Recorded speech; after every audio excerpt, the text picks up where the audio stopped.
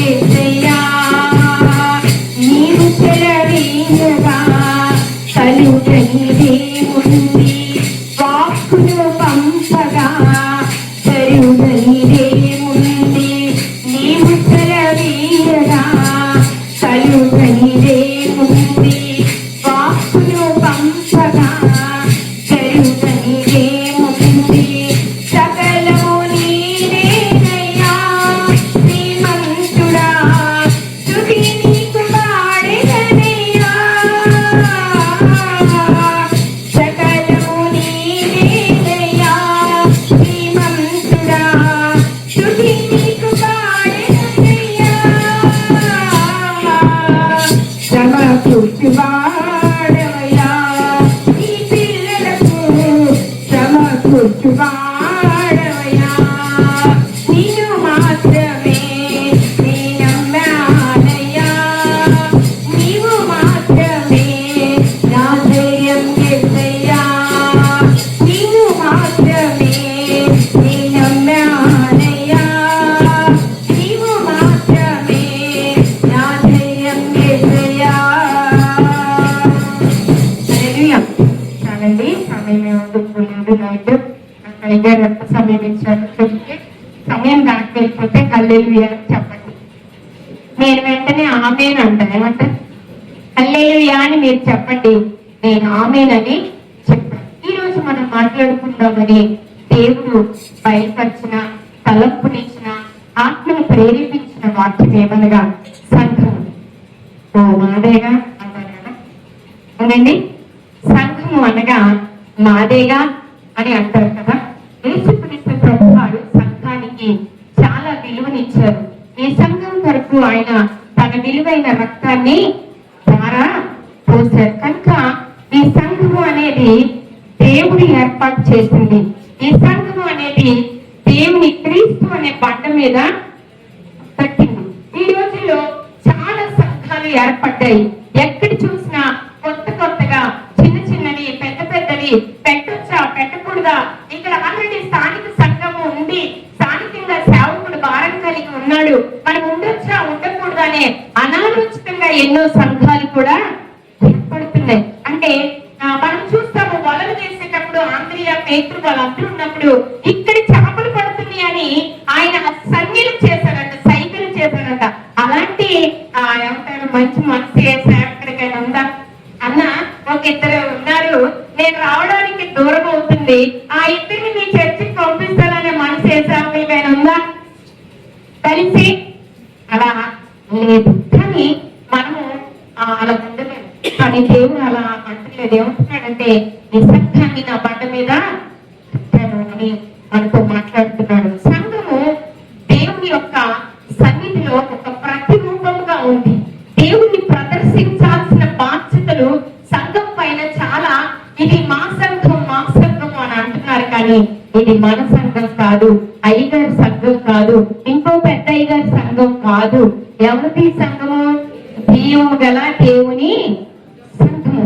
ఆ పదం మనం పలకాలి. ఎవరిదండి సంఘం? ఎవరిది? జీవం గల దేవుని సంఘం. ఎట్టి చూసినా ఒకనాడు కోత విస్తారంగా ఉంది, పనివారు తక్కువ ఉన్నారు. ఇప్పుడు కోత విస్తారంగానే ఉంది, పనివారు కూడా ఎక్కువగానే ఉన్నారు, కానీ పనితనం మాత్రము కనిపించదు. ఏంటండి? కోత అప్పుడు విస్తారంగా ఉంది, పనివారు కొద్దిగానే ఉన్నారు, కానీ ఇప్పుడు కోత విస్తారంగా ఉంది, పనివారు ఎక్కువగానే ఉన్నారు, కానీ పనితనం మాత్రము కనిపించట్లేదు దేవుని సన్నిధిలో. కానీ దేవుని సంఘం పనితనము ఎలా కనిపిస్తుంది, ఎలా ఉండే సంఘం అయితే దేవుని సన్నిధిలో విస్తరిస్తుంది అనే విషయాన్ని మనము గమనించుకున్నాము. ఈ సంఘానికి 6 విషయాలను నేను మీకు గబగబా తెలియజేయాలనుకుంటున్నాను. ఒక సంఘానికి 6 లక్షణాలు ఉన్నప్పుడు మాత్రమే ఆ సంఘము సంఘముగా పిలువబడుతుంది. ఏమని? అది అయ్యగారి కోసమో మన కోసమో సభ్యులుగా కూర్చుకున్నదిగా మాత్రమే అవుతుంది. ఆ ఒక్క చిన్న లోపముగా ఉన్నా కూడా, ఎందుకంటే సంఘానికి క్రీస్తు శిరస్సై ఉన్నాడు, మనందరం అవయవాలయ్యి ఈ ముక్కుకు దొరకబెట్టిన వాక్యం అయ్యగారు మీకు ఎన్నో సార్లు చెప్పే అంటారు. అవునా? నేను గీరను అని అంటదా? అవునా? అని ఉంటదా? ఇవన్నీ అవయవాలు. సంఘంలో ఉన్న వాళ్ళందరూ అవయవాలు. ఈ సంఘానికి దేవుడు శిరస్సై ఉన్నాడు. అయితే దేవుని సన్నిధిలో ఈ బలమైన సంఘము, ఈ గొప్ప సంఘము, దేవుడు భూలోకంలో ఏర్పాటు చేసుకున్న ఈ సంఘము ఒక 6 విషయాలు చేసినట్లయితే అవి వాక్యాధారంతో మనం చదువుకున్నాము. ఖచ్చితంగా దేవుడు మెచ్చిన సంఘంగా ఉంటది, దేవుడు తీసుకొని వెళ్లే సంఘంగా ఉంటది, రాకడలో సిద్ధపడే సంఘంగా ఉంటది. ఏమిటి అని మనం అనుకుంటే the glorify of the Christ is the church is the Christ. అంటే ఏ సంఘం అయితే దేవుని మహిమపరుస్తుందో అదే దేవుని యొక్క ఎలా మహిమపరిచేది. ఆరాధన చేస్తున్నా, పాటలు పాడుతున్నా అనేది మనం అనుకుంటాం. కానీ నేను సింపుల్ విషయంలో నేను మీకు తెలియచేస్తాను. క్రీస్తు ముక్తి పడేలా ఉండాలి. క్రీస్తుకే మహిమ. నాకు ఎంతో టైం పట్ల దానికోసం నేను ఎలా చూస్తున్నా. అక్కడికి ఎంటర్ అవగానే ఇప్పుడు అన్నాడు ఒక మీరు సహాయం, మంచి సమరయుని లక్షణం. ఎట్లా అన్నాడు అక్కడ అప్ అండ్ డౌన్ చెప్పాడు. క్రీస్తు పడే యొక్క బాధ్యత నా సంఘానికి ఒక అర్థం వస్తుంది, దారి చూపించాలి అని. క్రీస్తుని మాత్రమే మహిమపరిచే సంఘముగా సంఘము ఉండాలి. లేదంటే ఎందుకు ఉండాలి అమ్మ అంటే, ఒకటో రాసిన పేతురు గ్రంథము మీరు ఎప్పుడు పత్రిక ఎప్పుడు చదువుతూనే ఉంటారు. 2:9 చీకటిలో నుండి ఆశ్చర్యకరమైన తన వెలుగులోనికి మనల్ని ఆయన. ఒకప్పుడు ఎక్కడ ఉన్నారండి మీరు? ఇప్పుడు వెలుగులో ఉన్నా అంటే ఈ లైట్లు పెట్టడం వల్ల. ఆది అందు వాక్యం ఉండిన వాక్యము, ఆ వాక్యం అనే వెలుగులో మీరు మనము ఉన్నాము. కాబట్టి ఆ ఉన్నానమ్మా ఏం చేయాలి అని మీరు అడిగితే కింద అమ్మగారు చదువుతారు. చీకటి 1 పేతురు పత్రిక 2:9 అంటే మీరు చీకటిలో నుండి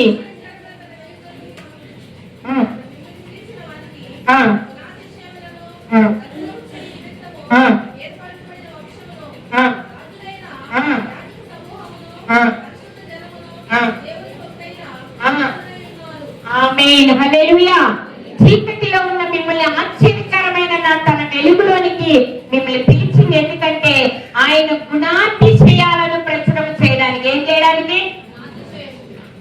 మన గుణాలు ఎలా ఉంటాయి? నేను ఇంత ముందు పెట్టుకొని వెళ్ళా చోటు ఇస్తే అమ్మ. అప్పుడు యేసుక్రీస్తు ప్రభు వారికి స్థలం లేదు, ఇప్పుడు చర్చలో యేసుకి స్థలం లేదు. అవునా? మన గుణాలు అలా ఉంటాయి. కానీ ఆయన గుణాలను ప్రచురపరిచే వారిగా ఈ రాజులైన యాజక సమూహమైన ప్రజలుగా మనల్ని అక్కడ దేవుడు మహిమపరచబడతాడు. దేవుని సంఘము ఎలా ఉండాలంటే ఆయన మహిమపరిచేదిగా ఉండాలి. ఒకటోది ఏంటండి? ఆయన్ని మాత్రమే మహిమపరచాలి. సంఘం పైన సేవకుల అధికారం కూడా ఎక్కువ ఉండకూడదు. తమ్ముడికి బాగా కోపం వచ్చినా నాకు పర్వాలేదు, ఎందుకంటే అది అంతే. ఎందుకంటే ఈ సంఘం మనది కాదు. దేవుడికి చెప్తూ ఉండాలి. ప్రజలు మోసే ఎప్పుడు ప్రజలు బాధ పెడతా ఉంటే ఎప్పుడు వర పెడతా ఉండేవాడు మోసే. ప్రభువా ప్రజలు నన్ను బాధ పడతారు, పెట్టకుండా ఉండరు. అది అయ్యగారిని ఏమనొద్దు అని అంటున్నారు. మనమేం తక్కువ కాదు, లేని కొద్ది బాధ పెడతాం. ఎంతసేపుడికి తాలింపు వేయాలి, చెత్తకుండా ఉండదు, తాలింపు చేతులు ఉండవు, చేపలు ఉండవు, ఫ్యాన్ ఉండదు, కరెంటు బిల్లు కట్టడం 3 నెలలు అయితే ఆ ఇచ్చ నానా రకంగా ఉంటుంది. అది చెప్తుంది. ఓ పక్క ఈ రెక్కల మీద పిల్లల్ని, ఈ రెక్కల మీద ఆత్మీయ పిల్లల్ని మోసే సేవకుడికి. కానీ నేను నీకు సమర్పించుకుంటున్నా, నీ ఇష్టం ప్రభు అని ఒంటెత్తులాగా కాడి మోసేవాడే సేవకుడు. అయితే ఆ సేవకుని అధికారం కాకుండా, సేవకులు మాత్రమే అక్కడ కనపడేలా కాకుండా క్రీస్తుని మహిమపరిచేలాగా సంఘం ఉండాలి. ఎలా ఉండాలి? ప్రతి పనిలో యేసయ్యే కనిపించాలి. ప్రతి పనిలో మీరు భోజనం చేసిన ఆయన మహిమపరిచేలా నిర్మాణం అది మొక్కలే వాళ్ళ ఎక్కడ ఉంది మహిమ ఎప్పుడో పోయింది. ఏంటి పులితే వేశారు అమ్మగారు చివరిలో మొక్కరు. అసలు చెప్పకుండా ఉంటే మహిమ. హల్లెలూయా. ఆ విషయం చెప్పకుండా అమ్మగారే తెలుసుకొని, అరే నువ్వు చెప్పలేదు కదా తల్లి, అక్కడ చూడలేదు అన్నప్పుడు నీ ద్వారా దేవునికి మహిమ. ఎప్పుడు? హల్లెలూయా. అయ్యి నువ్వు ప్రచురించాల్సిన గుణాన్ని చేయాలి. ఈ పదం పెట్టుకుంటూనే ఉండాలి. ఎందుకంటే 6వ విషయం చెప్పే వరకు ఈ గుణాలు కనపడతానే ఉంటాయి. నీ గుణం పెట్టారు పుట్టుకు రావాలి అని తిడుతుంటారు పెద్దోళ్ళు. ఏం పుట్టుకు రావాలి? పోయింది, బుద్ధి పోయింది, జ్ఞానం పోయింది. క్రీస్తు గుణాన్ని చేయాలి నీలో కనిపించినప్పుడే నువ్వు సంఘంలో ఒక భాగంగా కనపడతావు. లేకపోతే నువ్వు రోజు వస్తూ పెట్టు అటెండెన్స్ వేసిన సంఘంతో అక్కబడు, సంఘంతో చేర్చబడు, సంఘంతో నీకే సంబంధము. నువ్వు నువ్వు ప్రచురించి నువ్వు ప్రవర్తించే ఒక గుణాన్ని బట్టి సంఘంలో ఒక అవయవంగా నువ్వు సిస్టర్ అమ్మ అని సేవకుడు చెప్పినప్పుడు, ఆ సిస్టర్ వల్ల పరిచర్యమ్మ అని చెప్పినప్పుడు నీ గుణాన్ని చేయము, నువ్వు దేవుని గుణాన్ని చేయాలని ప్రచురించేదిగా నీ గుణము. మొదటిగా ఏంటండి? సంఘం ఏం చేయాలి? దేవుని యొక్క గుణాలను ప్రచురించి మహిమపరిచే సంఘముగా ఉండాలి.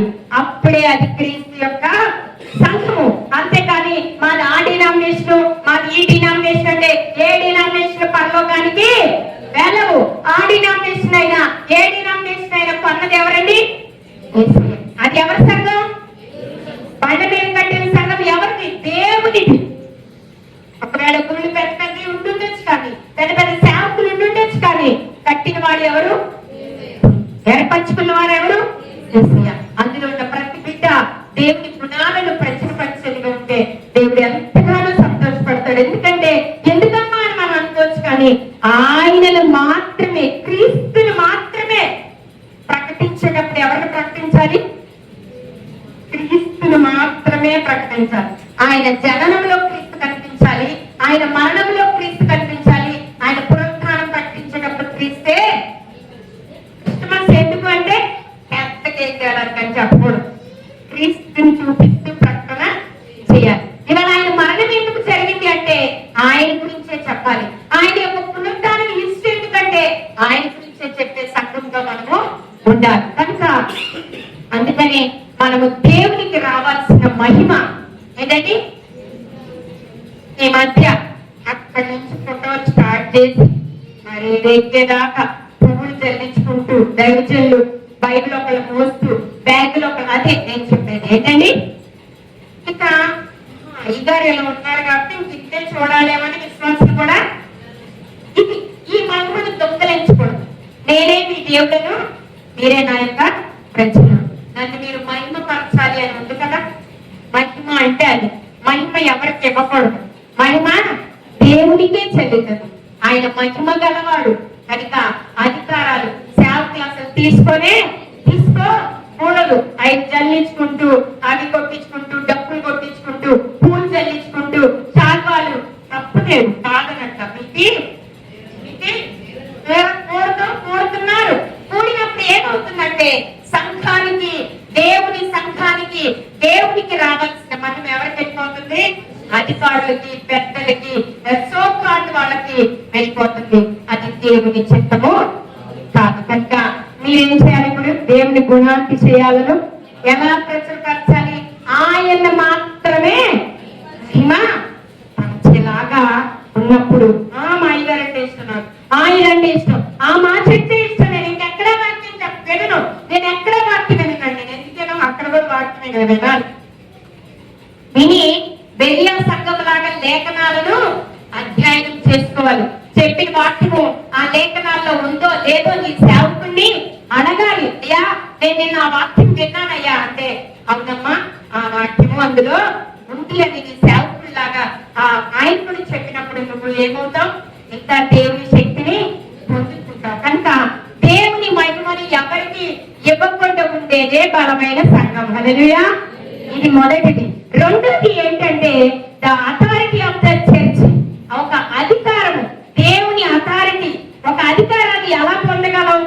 ఇక్కడ నువ్వు సేవకుడివి అని ఎలా నీకు అధికారం వచ్చింది అంటే, ఏదో గిఫ్ట్ ఇచ్చో, ఏదో చీరలు వచ్చో, అసలు పంచాల్సిన అవసరం లేదు. ఎందుకంటే నాకు చీరలు లేదు.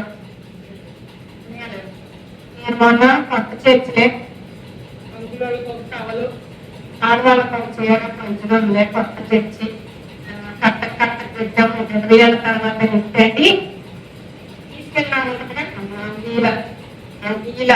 నేనన్నా చీర ఇవ్వలేదని అడుగుతున్నా, కానీ అక్కడ గుడికి రావట్లేదని అడుగుతున్నాను. అప్పుడు అనుకున్నా గిఫ్ట్లు ఇచ్చి, అంబులెన్స్లు పంపించి, ట్యాబ్లెట్లు ఇచ్చి, ఏదో ఇచ్చి ఏమేమో రాబట్టేది అధికారము కాదు. అలా వచ్చే జనము ఉండరు. దేవుడు ఆకర్షించాలి. అథారిటీ, ఆ అధికారం అనేది దేవుని అధికారానికి లోబడే సంఘముగా ఉండాలి. అప్పుడే అది చర్చ్ ఆఫ్ క్రైస్ట్, అది దేవుని సంఘముగా ఉంటుంది. మొదటి మహిమపరిచయం ఉండాలి. రెండోది దేవుని అధికారానికి లోబడి ఉండాలి. మళ్ళీ ఇందాక మనం చెప్పుకున్నాము, ఆయనే బండ మీద కట్టబడిన సంఘము. ఆ సంఘానికి ఆయనే శిరస్సయ్యాడు. ఎవరు శిరస్సయ్యాడు? దేవుడే శిరస్సయ్యాడు. కనుక ఈ యొక్క సమాజంలో కానీ, మీరు వృత్తి చేసే దగ్గర కానీ, మీ యొక్క కుటుంబంలో కానీ నీవు దేవుని వృత్తి పడేలా చేసేవాడిగా ఉండాలి. ఎందుకంటే అప్పుడు అందులో నీ సేవకుడు కనపడతాడు, అందులో నీ సంఘము కనపడుతుంది. కనుక దేవుని సన్నిధిలో మీరు అలా ఉంటారు అని నేను అనుకుంటున్నాను. ఎందుకంటే పాతాళ లోకపు తాళపు చేతులు ఎవరికి ఇచ్చారండి? దేవుడు ఎవరికి ఇచ్చాడు? చదువుదామా? మత్తయి సువార్త 28:18 ఆయన ఏం చెప్పాడు? సువార్తను అన్ని చోట్లకి వెళ్ళి ప్రకటించమని చెప్పారు. ఎక్కడికి వెళ్ళి ప్రకటించమన్నారు?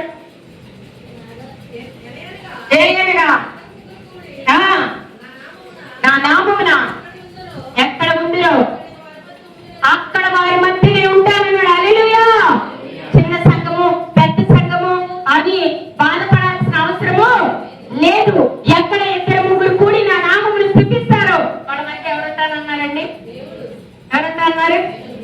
ఎంతమంది కూడుకుంటారు? కమలాకర్ గారు మీటింగ్ పెడితే 10,000 మంది వస్తారు, కనీసం 2,000 మంది అన్న వస్తారు. డేకి ఇవ్వడానికి ఎవరు? స్పీకరు. ఈ స్పీకరు, ఈ బోధకుడు, ఈ ప్రధాన యాజకుడు, ఈ మంచి దేవుడు, ఈ మంచి కాపుడు ఏమంటాడో తెలుసా? ఇద్దరు అమ్మగారితో పాటు ఒక ఇద్దరున్నా వాళ్ళిద్దరి మధ్యలో దేవుడు వచ్చేస్తా అంటున్నాడు. ఐగారు పరిచయకి వెళ్తాడు, వీళ్ళ మధ్యలో దేవుడు ఉండి వీళ్ళని బలపరుస్తూ ఉంటాడు. మరి అమ్మ అధికారంలో మనం ఉన్నాం. అక్కడ అధికారం కనపడుతుంది అసలు. ఆయన అధికారం కోరుకుంటున్నాడా? అధికారాలు మనకు ఇస్తున్నాడు. కానీ పెద్ద పెద్ద సేవకులు రావాలన్నా, పెద్ద పెద్ద వాళ్ళు రావాలంటే అధికారాన్ని కోరుకుంటున్నారు, ఆడంబరాల్ని కోరుకుంటున్నారు. కనుక అలాంటి వాటికి మనం ఎంతైనా దూరంగా గిఫ్ట్లు, కేకులు, ఏంటి సరిపోతే బాక్సులు అని కాదు. నీకోసం నిత్యము కన్నీళ్ళు కాల్చే సేవకుడు కావాలి. నిన్ను పెన్నంటికి వచ్చే సేవకుడు మీ పేర్లన్నీ అడగొట్టుకుంటాయి. కాసేపు వాళ్ళ పిల్ల పేరన్నా మర్చిపోతారేమో. అడగండి అయ్యగారికి. నేను వచ్చాను, నేను కంటస్త పెట్టాను, పుస్తకం పెట్టుకున్నాను. ఇప్పుడు నాకు వాళ్ళ మామ, వాళ్ళ ముట్టాకు పేరు కూడా తెలుసు. వైరాలు వాటర్ లిస్ట్ అంటుంది నా దగ్గర. హల్లెలూయా.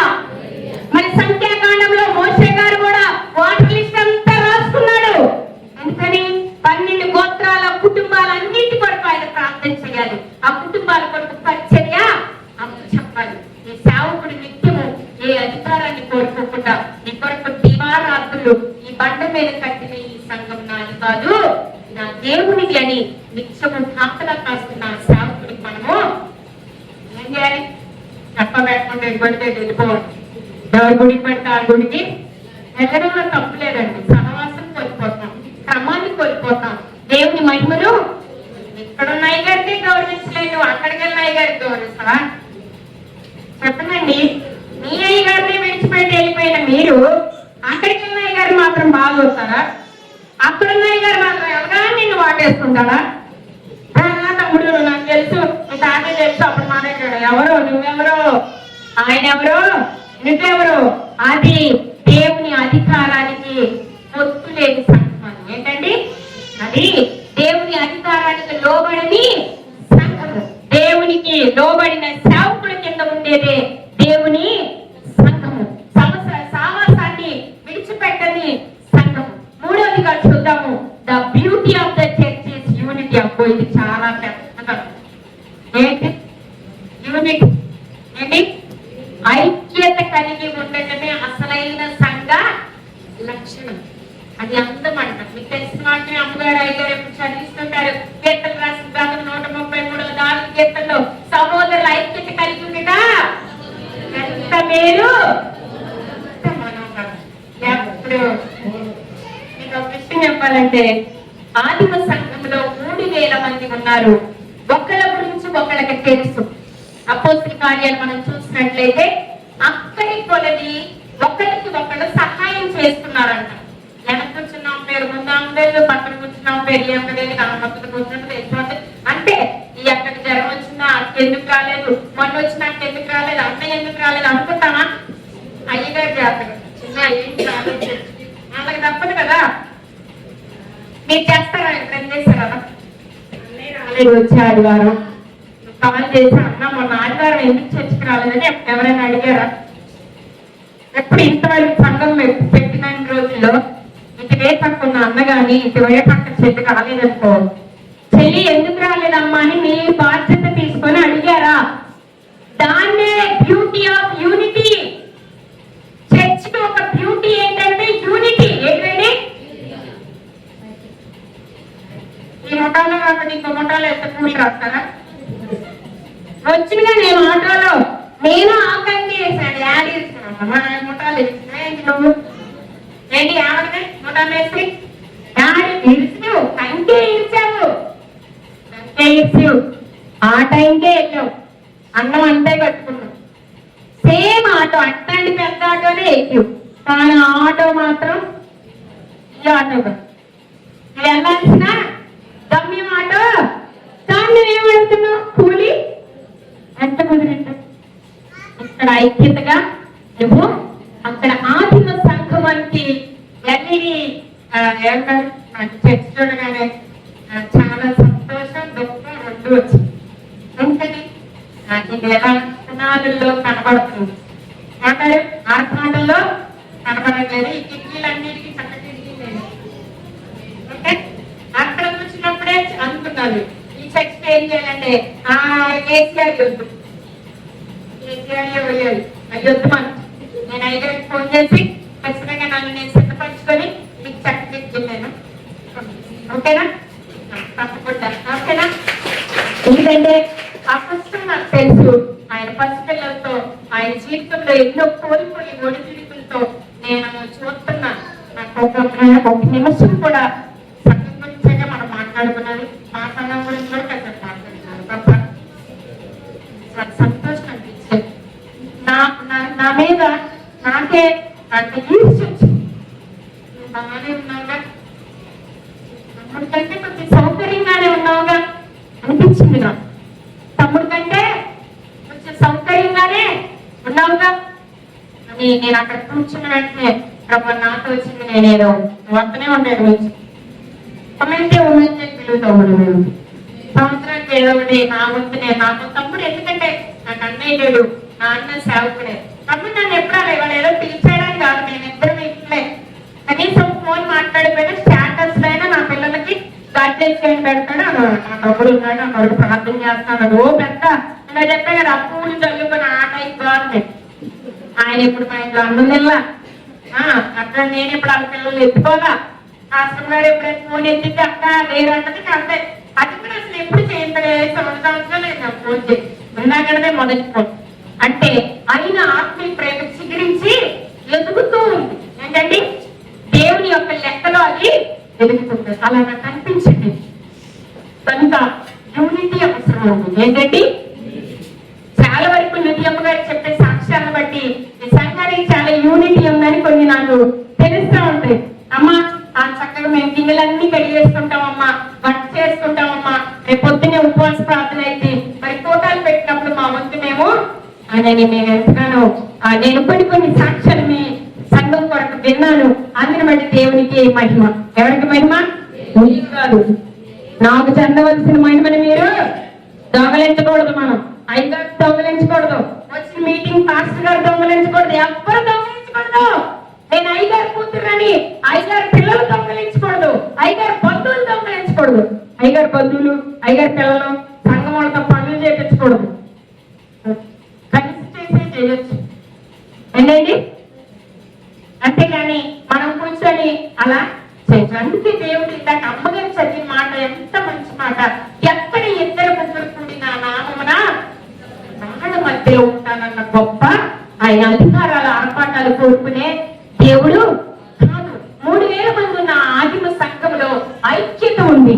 అందుకనే ఆ సంఘం నుంచి త్వరగా సువార్త ఇక్కడ దాకా చేర్చబడింది. ఎక్కడ దాకా? ఇక్కడ దాకా వచ్చిందండి. మీకు తెలిసి అయ్యోలో ఆమె అడగని బండి వెళ్ళొస్తున్నారు. ఎక్కడో మందిరంలో మేడగదిలో చేసిన ఆరాధన, ఆ ప్రార్థన ఇందాక మీ ఐదు అదే హల్లెలూయా. ఆ మంట, వాళ్ళలో ఉండే ఆ యూనిటీ, వాళ్ళు తీసుకొని వచ్చిన ఆ ప్రచురణ, వాళ్ళు నిస్వార్థంగా చేసిన ఆ సేవ ఇక్కడ దాకా సంఘం కూడా అలాగే ఇంటింటా సంఘం ఉండాలి. ఏముండాలి? పెట్టారు ఇంటింటా. ఇంటింటా పెట్టినప్పుడు ఏమైందంటే ఆ మంట ఇంటి పక్కన ఓ మంట అంటే అయ్యి అగ్గిపొల్ల మంట కాదు, వాడు గీసింది మొన్న మా ఏరియా అగ్గిపొల్ల పక్కనుండి మన గీత మొత్తం దట్టం అయిపోయింది గడ్డిగా. చెప్పట్లే, ఎందుకంటే వాళ్ళ మనవరాలేగా. కాబట్టి పోలీసులు వాళ్ళు వస్తే చెప్పట్లా, వాళ్ళ మనవరాలు పప్పలు స్టోరీ చెప్పట్లా. కాంగ్ అప్లికేషన్ వేసారు, 50,000 వచ్చింది. హల్లెలూయా. ఈ మంట కాదు, మన ఆత్మీయ మంట. ఇందాక మీ ఇంటికి దగ్గర ప్రార్థన పెట్టినప్పుడు ఒక అన్న పాట పాడాడు, ఆ పాట ఎంత బాగుందమ్మా. ఆ మంట పక్కన వాళ్ళకి, అమ్మా నాకు అనారోగ్యంగా ఉంది, నీ అయ్యగారు వచ్చినప్పుడు నాకు ప్రార్థన. అలా లాసను మరి ఆ మార్తలు ఇంటింటా మంట పెట్టారు. అంటారా లేదా? మీడియా పెట్టింది. అట్లా చెప్పుకుంటూ పోతే ఎంతో మంది స్త్రీలు వచ్చి పోవచ్చున్న సేవకుని ఎలీషాని బలవంతం చేసి గండ్రాలు ఇంటికి తీసుకెళ్ళింది. బలవంతంగా ఎప్పుడైనా పిలుస్తున్నారు అయ్యారు? స్త్రీలు బలవంతంగా పిలిచారు. అయ్యారు ఎప్పుడు చేసిన ఫోన్ చెప్పాలి, అబద్ధం ఆడతాను. 7:30కి మళ్ళీ నాకు అక్కడ ఉపవాస ప్రార్థన. అది ఆమెను ఆగమించుకోవాలి. ఓ పిల్ల 10th క్లాస్ ఇదే రోజు మళ్ళీ వార్తించదు. నేను అన్ని సంతోషాలతో వచ్చా. ఇదే రోజు నా కూతురు ఎగ్జామ్ రాస్తుంది, నేను దేవుడికి పని చేస్తున్నా పన్నా దేవుడు. ఇదే రోజు నా కూతురు మళ్ళీ ఆ సేవకుడు ప్రార్థన చేస్తే సంతోషంగా అనే నేను అన్ని నా స్వార్థంతో కూడా వచ్చాను. నా కుటుంబానికి సేవకుడు ప్రార్థన చేస్తాడు, నా కూతురు ఇదే రోజున ఎగ్జామ్ రాస్తుంది అనేది నేను ఎంతో సంతోషంగా ఇక్కడికి వచ్చాను. కనుక ఏముండాలి? దేవుని మహిమపరిచేదే దేవుని సంఘము, దేవుని అధికారంలో ఉండేదే దేవుని సంఘము. ఎందుకంటే మోషే దగ్గర పొడుగుతూ వచ్చారు ప్రజలు, అప్పుడు ఏం కోల్పోయారు? ఎన్నో ఆశీర్వాదాలని. మనం కొద్దిగా ఆశీర్వాదం కింద కదా చదవడం కదా. పొడి మీద ఒక మాట, నిర్గమకాండము 15:20 మిరియాని పాటలు పాడుతూ సంబర పట్టుకొని ముందుకు వెళ్ళినప్పుడు, వాళ్ళు ముందుకు వెళ్ళాక ఆ రోజున 3 రోజులు వాళ్ళకి మంచినీళ్ళు ఉండవు. మంచినీళ్ళు లేకపోతేనంట పొడుగుతున్నారు. మరియు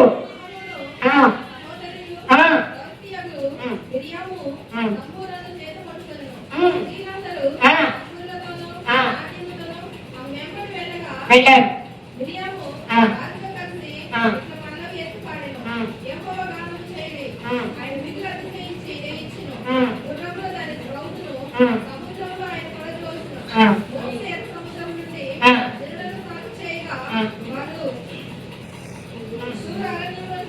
వెళ్ళారు. ఆ 3 దినాలు నడిచి అక్కడ వాళ్ళకి నీరు దొరకలేదు. అంతలో మారా దగ్గరికి వెళ్ళారు. చేదైన నీళ్ళని, ఆ నీళ్ళు తాగలేకపోయారు. ఆ మారా అనే పేరు వచ్చింది. ప్రజలు మేమేమి తాగుదామని మోషే మీద సడుపనగా అతను యెహోవాకు మొరపెట్టాడు. ఏం చేశాడండి? ఆ మొరపెట్టగానే ఏమైంది? అంతటి యెహోవా ఒక చెట్టు చూచును, అది నీళ్ళలో వేసిన తర్వాత నీళ్లు మధురములాయెను. అక్కడ ఆయన వారికి కట్టడలను విధులను నిర్ణయించి వాళ్ళని పరీక్షించి ఈ దేవుడైన యెహోవా వాక్కును శ్రద్ధగా విని ఆయన దృష్టికి న్యాయమైనది చేసి ఆయన ఆజ్ఞలను విధేయులై ఆ కట్టడలన్నిటిని అనుసరిస్తే ఐగుప్తులకు వచ్చిన ఏ రోగాలు ఏది మీకు రాదు. మిమ్మల్ని స్వస్థపరిచి యెహోవాను. ఆమేన్. స్త్రీలు రేపు ఉమెన్స్ డే కాబట్టి మీ కొరకు నేను ఈ వాగ్దానం ఇవ్వాలనుకున్నాను.